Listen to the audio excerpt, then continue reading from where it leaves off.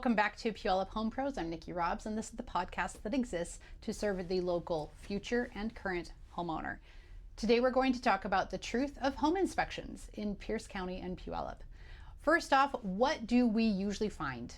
Home inspectors tend to find these two things, in my experience, 90% of the time. They are not unique findings. Almost every single house, every single inspection, right, 90% of the time has had one or both of these items. Number one, that there is moisture or organic growth in the attic and the crawl space. Whether you have an attic or don't have an attic, whether you have a crawl space or don't have a crawl space, there is going to be moisture and or organic growth. That's the secret code for mold. It's not really mold, it's organic growth in one or both of these places. We have 60% humidity. My hair knows it. On a great humid day, I don't even have to work at my hair. And you know what my attic and my crawl space are doing? Any spores that are down there, they're having a heyday. And so this is really common. It is very common because even if a homeowner has been there for 20 years or 30 years or longer, standards have changed. Their ventilation systems may not be working as well as they once were. These are two spaces where the homeowner almost never goes, and so it's not something that comes up on a maintenance thing. I don't actively go down into my crawl space. I just don't. I don't use my attic for anything other than whatever is up there is insulation and air. I don't use my attic for storage. It just doesn't work that way. So these two things happen a lot. This is a very expected thing to find organic growth in your attic or crawl space. Number two is that the gutters are draining next to the foundation and they need to be directed away. This is like a $5 piece of plastic at any home improvement store. You've all seen them. They're just little tiny car ramps that direct the water away from the foundation. But a lot of homeowners have forgotten. We kicked it once during a maintenance, during a yard project, or during painting the house and forgot to put it back. So as a home buyer, just know these two things are 100% expected. One of them is a $5 fix. The other one probably needs a little bit more going on, but that's something you're going to find. And home inspectors are supposed to use the word organic growth because they are not mold inspectors. That's okay. That's why we would pursue the next level of thing, which is possibly a mold inspection, possibly mold remediation, or a ventilation expert. These are normal. These are okay. They're totally expected. Next, for home inspections, only you, the buyer, and the seller can decide what is a deal breaker. Each one of you are going to have different goals for this purchase and sale. For the home buyer, you may not be very experienced, or you might be super experienced on home maintenance. Maybe the place that you came from, you got to do a lot of home maintenance. Maybe you just grew up doing home maintenance. And so you hear words like organic growth, for example, and you're like, oh yeah. You hear words like, well, there's a leaky faucet. You're thinking, well, yeah, of course there's a leaky faucet. I can see how old these sinks are pink.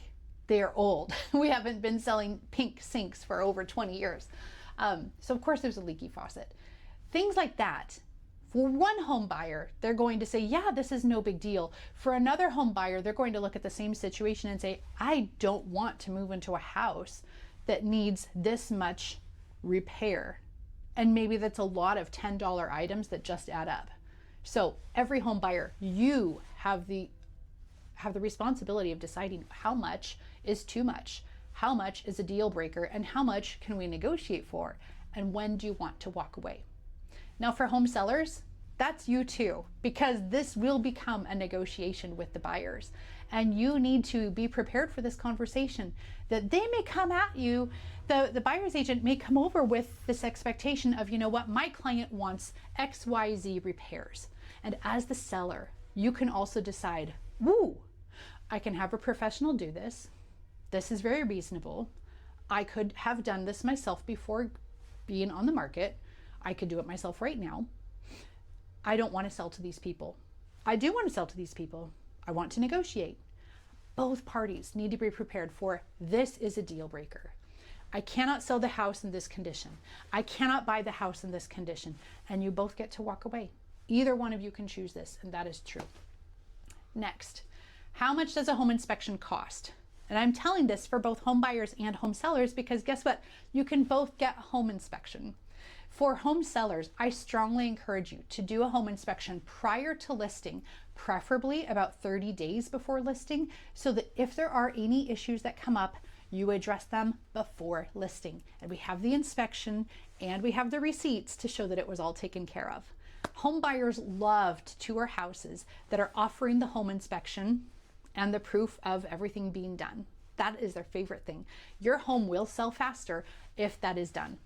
Home buyers, you are expected to get a home inspection. Even if the seller did one, I still encourage you to do one yourself because 2 home inspectors will look at the same house and find slightly different things. How much does it cost? Depends on who you go with.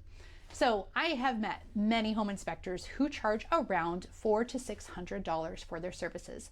Why the difference? That is usually just about their business overhead, whether or not they have a team, whether or not they've got these back-end things that are serving you well, right? Having multiple home inspectors under one company may be a great business model for them, and so they need to charge more. It can be up to $1,000 if this home inspector is also doing a sewer scope. And many home inspectors simply contract with a sewer scope technician, and then the home inspector pays the sewer technician. Or you can get one yourself. We can find a home inspector that doesn't do sewer scope and a sewer technician that only does sewer scope, and they can come out on the same day. If you are on sewer, I strongly suggest that you do a sewer scope. You have no idea, kind of like the crawl space, what is going on down there until someone takes pictures of it and shows you. It can be about $300 for a sewer scope. So that's why the range is between $600 to $1,000. This is cash that you pay at the time of service, credit card, check, cash, that's their preferred method of payment. I will recommend a whole bunch of people in the show notes.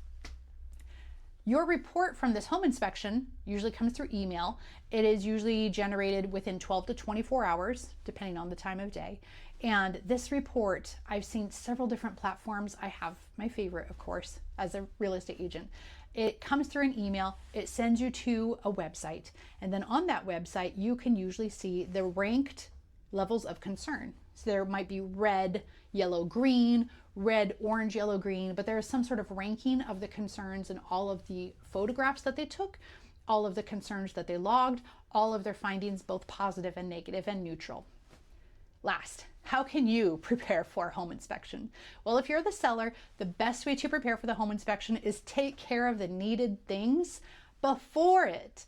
So you've got a leaky faucet, fix the leaky faucet.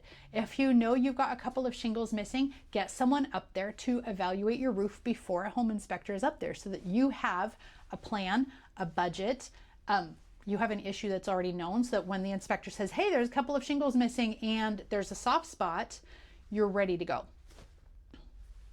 Known issues, right? If you've got a sloping floor, just try and get ahead of it before the home inspection so that they're not the first people to tell you about this problem. If you know about it, fix it. For the home buyers, there's not a lot you can do except simply budget for a home inspection.